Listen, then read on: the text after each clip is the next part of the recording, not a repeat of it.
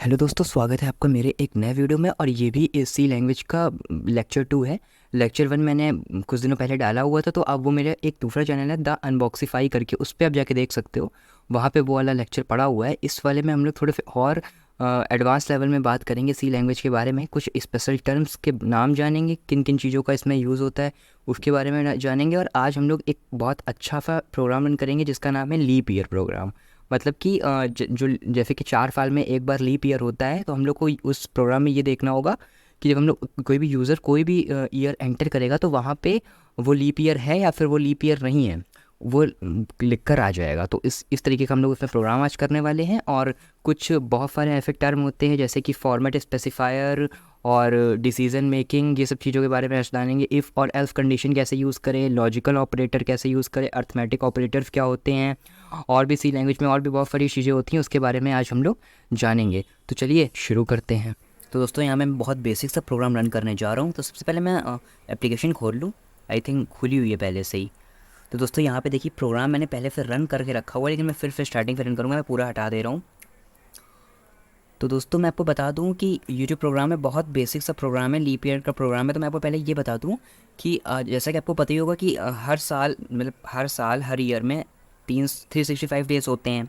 मगर हर 4 साल में एक लीप ईयर आता है, जिसमें क्या होता है, एक दिन बढ़ जाता है, मतलब 366 डेज़ हो जाते हैं।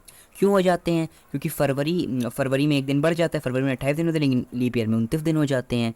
तो ये प्रोग्राम कुछ इस तरीके से बनने वाला है कि कोई भी यूज़र कोई भी रैंडम ईयर अगर वहाँ पर एंटर करता है, तो पता चल जाएगा कि वो लीप ईयर है दोस्तों, या फिर नहीं है। मतलब कि उसमें 366 डेज़ होने वाले हैं या फिर नहीं होने वाले हैं दोस्तों। तो चलिए देखते हैं। तो सबसे पहले जो हम लोग की कुछ स्पेसिफिक लाइनें थी जो मैंने आपको बताई हुई हैं, कुछ सिंटेक्स था, तो पहले वो हम लोग यहाँ पर लिख लेते हैं। जो मैंने आपको कहा था कि आप लोग रट ले या जो भी करके उसको याद कर ले। तो हैश टैग इंक्लूड, फिर एंगुलर ब्रैकेट का यहाँ पर हम लोग यूज़ करेंगे। मैं बहुत धीमे धीमे टाइपिंग कर रहा हूँ, जिससे कि आप लोग को समझ में आ जाए दोस्तों। इंक्लूड एंगुलर ब्रैकेट stdio.h, क्योंकि समझ में आना बहुत ज़्यादा ज़रूरी हो जाता है। वॉइड मेन यहाँ पर हम लोग पहले लगा देंगे, फिर यहाँ पे पैरेंथेसिस ब्रैकेट, फिर दोस्तों यहाँ पे एंटर कर देंगे। फिर उसके बाद यहाँ पे हम लोग करली ब्रैकेट लगा देंगे। दोस्तों, ये जो है ये सिंटेक्स है। ये चाहे जो प्रोग्राम आप बना रहे हो, चाहे आप एरिया ऑफ रेक्टेंगल का बना रहे हो, एरिया ऑफ सर्कल का बना रहे हो, लीवर का बना रहे हो, स्वाइप वैल्यू स्वाइप करना है उसके लिए बना रहे हो, रिवर्स वाले प्रोग्राम बना रहे हो, कोई प्रोग्राम बना रहे हो, तो उसमें ये सिंटेक्स यूज़ होगा। अगर आप सी प्रोग्रामिंग यूज़ कर रहे हो तो दोस्तों, तो ये बहुत ज़्यादा ज़रूरी हो जाता है। तो दोस्तों, सबसे पहले हम लोग यहाँ पर प्रिंट एफ यहाँ पर लगा लें। सबसे पहले यहाँ पे हम लोग प्रिंट एफ लिखेंगे दोस्तों। प्रिंट एफ नहीं लिखेंगे, पहले हम लोग यहाँ पे डेटा टाइप डिफाइन करेंगे। मतलब इंटीजर होगा या फिर फ्लोट वैल्यू होगी, मतलब पॉइंट वाली वैल्यू होगी या फिर नॉर्मल वैल्यू होगी। तो इंटीजर वैल्यू हम लोग डिफाइन कर ले। फिर यहाँ पे दो चीज़ों की ज़रूरत पड़ने वाली है, एक ईयर की ज़रूरत पड़ने वाली है, फिर कॉमा देखिए यहाँ पर लीप ईयर की दोस्तों ज़रूरत पड़ने वाली है। यहाँ पे लीप ईयर की ज़रूरत, क्योंकि हम लोग लीप ईयर को निकालना है हम लोग को, और ईयर जो है वो यूज़र हम लोग को एंटर ही करेगा। तो यहाँ पे फिर उसके बाद हम लोग एंटर कर देंगे। फिर उसके बाद हम लोग यहाँ पे प्रिंट एफ लिखेंगे, जो रटी रटाई कहानी है। प्रिंट एफ जो मैंने आपको पहले वाले लेक्चर्स में बताए हुए हैं, ये सब लाइनें तो आप लोग को पता ही होंगे। अगर आपने मेरा पहला वीडियो नहीं देखा है तो आप जाके देख सकते हो। मेरा एक और चैनल है द अनबॉक्सिफाई करके, डिस्क्रिप्शन मैंने लिंक दे रखी है, तो वहाँ पे जाकर मेरा पहला वाला वीडियो देख सकते हो। तो सी लैंग्वेज पे ही बना हुआ है। फिर यहाँ पे डबल इन्वर्टेड कॉमा, फिर यहाँ पे अंदर हम लोग लिखेंगे एंटर द ईयर दोस्तों। एंटर द ईयर यहाँ पर हम लोग लिखेंगे, और फिर करने के बाद फिर यहाँ पे दोस्तों एंटर कर देंगे। फिर स्कैन एफ़ का दोस्तों यूज़ करेंगे, फिर पैरेंथेसिस ब्रैकेट, फिर डबल इन्वर्टेड कॉमा, फिर यहाँ पे हम लोग लिखेंगे एंटर, सॉरी यहाँ पे एंटर नहीं लिखेंगे, यहाँ पे हम लोग लिखेंगे, यहाँ पे हम लोग यूज़ करेंगे फॉर्मेट स्पेसिफायर का दोस्तों। फॉर्मेट स्पेसिफायर का मतलब है कि अगर हम लोग इंटीजर वैल्यू डिफाइन करी है तो परसेंटेज डी का यूज़ दोस्तों होगा। अगर फ्लोट वैल्यू डिफाइन करते तो यहाँ पे परसेंटेज एफ का यूज़ होता, परसेंटेज सी का यूज़ होता अगर कैरेक्टर वैल्यू होती। तो ये सब चीज़ें ना, इसको बोलते हैं फॉर्मेट स्पेसिफायर। मतलब अगर आपसे कोई पूछता है what is the format specifier, तो आप बताएंगे जैसे percentage d, percentage f, percentage c, ये सब चीज़ें फॉर्मेट स्पेसिफायर होती हैं। फिर उसके बाद यहाँ पर हम लोग कॉमा देने के बाद यहाँ पे हम लोग एम्परसैंड जरूर लगाइए। एम्परसैंड हमेशा लोगों से एम्परसैंड हमेशा इंसान भूल जाता है, फिर बाद में प्रोग्राम रन नहीं होता, फिर वो ढूंढता है अरे क्या हो गया। तो जो एम्परसैंड है वो ज़रूर लगाइए। फिर यहाँ पे ईयर लिखिए, फिर यहाँ पर कॉमा लगा के, फिर यहाँ पे अब ये वाली जो लाइन होने वाली, लॉजिकल लाइन होने वाली, सारा खेल इसी में है। इस लॉजिक में ही सारी चीज़ें होने वाली हैं दोस्तों। तो दोस्तों, बहुत सारे लोगों को ये कन्फ्यूज़न होती है कि अगर 4 से ही, अगर कोई नंबर 4 से डिवाइड हो जाता है और पूरा एकदम पूरे तरीके से कट जाता है, तो जो ईयर होता है वो लीप ईयर हो जाता है। लेकिन ऐसा बिल्कुल भी नहीं है, क्योंकि अगर मैं आपको एक एग्जांपल दूं तो ईयर 200 अगर आप कहीं पे भी सर्च करते हैं तो वो 2 से पूरा कट 4 से पूरा मतलब डिवाइड हो जाता है, मगर तब भी वो लीप ईयर दोस्तों नहीं है। दोस्तों ये आप ये बात ध्यान रखें, वो लीप ईयर नहीं है। लोग बोलते हैं वो लीप ईयर है, मगर वो लीप ईयर नहीं है। तो दोस्तों बहुत सारी चीज़ें ऐसी होती हैं जो हम लोग को पता होनी चाहिए, मतलब कि इसके बहुत सारे क्राइटेरिया होते हैं। जब वो सब कुछ आइडेंटिफाई होते हैं तब पता चलता है कि वो लीप ईयर है या फिर नहीं है दोस्तों। ये नहीं कि बस 4 से डिवाइड हो गया तो वो लीप ईयर नहीं है, ऐसा कुछ नहीं है। मतलब ऐसा नहीं कि 4 से डिवाइड हो गया तो वो लीप ईयर है, ऐसा कुछ नहीं है। तो यहाँ पर हम लोग लॉजिक पहले यूज़ करते हैं। तो लॉजिक यूज़ करने के लिए सबसे पहले हम लोग पैरेंथेसिस ब्रैकेट लगा देंगे। सॉरी, इफ़ और एल्स की कंडीशन यहाँ पे यूज़ होगी। तो इफ़ कंडीशन यहाँ पे हम लोग लगा देंगे, फिर यहाँ पे ब्रैकेट लगा दें। फिर इसके अंदर हम लोग सबसे पहली जो कंडीशन होनी चाहिए, जो एकदम फॉलो होनी चाहिए, वो ये होती है कि जो आपका ईयर है, मतलब जो भी यूज़र ने ईयर एंटर किया वो जो है पूरा 400 से डिवाइड हो जाना चाहिए, मतलब 400 डिवाइड हो जाना चाहिए और 0 आ जाना चाहिए।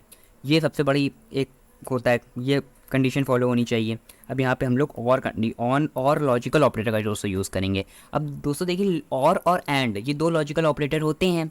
तो और में क्या होता है कि जैसे कि कोई ट्रू, अगर दोनों दोनों जो कंडीशन है वो ट्रू है तो ट्रू ये प्रिंट करेगा, मगर अगर दोनों में कोई एक कंडीशन ट्रू है तब भी ये ट्रू ही प्रिंट करेगा, फॉल्स नहीं प्रिंट करेगा। इसीलिए हम लोग ने यहाँ पे और कंडीशन लगा दी।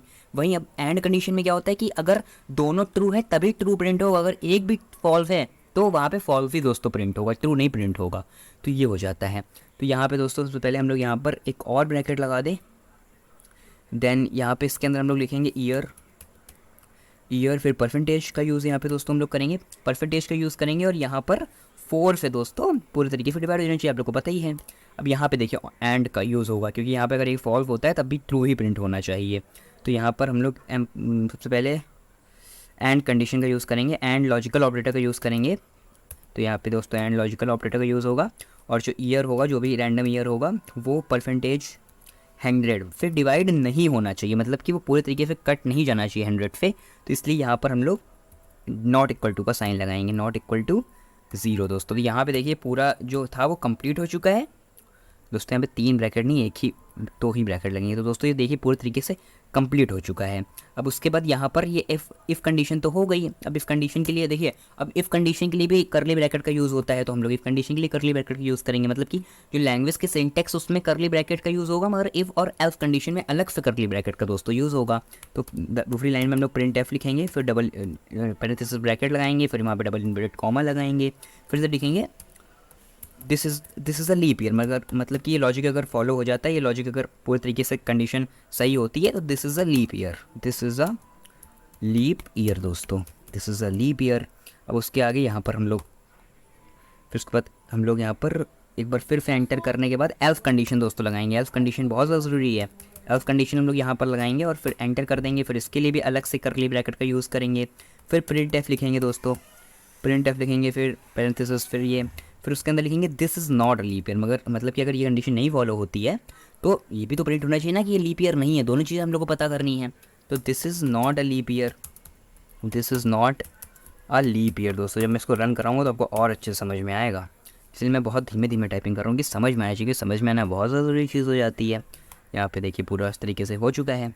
अब यहाँ पर ये पूरा प्रोग्राम कंप्लीट हो चुका है। मैं यहाँ पे रन कराने दोस्तों जा रहा हूँ, तो कोई भी प्रॉब्लम तो मुझे नज़र आ नहीं रही है। तो मैं यहाँ पे रन करा रहा हूँ दोस्तों, एग्जीक्यूट पे जाके कंपाइल कराने जा रहा हूँ, कंपाइल करा रहा हूँ। देखिए यहाँ पे कोई प्रॉब्लम आ गई दोस्तों, क्या प्रॉब्लम आ गई? ओके, यहाँ देखिए मैंने ब्रैकेट नहीं लगाया हुआ है, इसको भी पूरे ब्रैकेट में रखना है आपको। ये कंडीशन अलग ब्रैकेट में और ये कंडीशन अलग ब्रैकेट में। देखिए पूरे तरीके से अब जाके कंप्लीट हुआ है।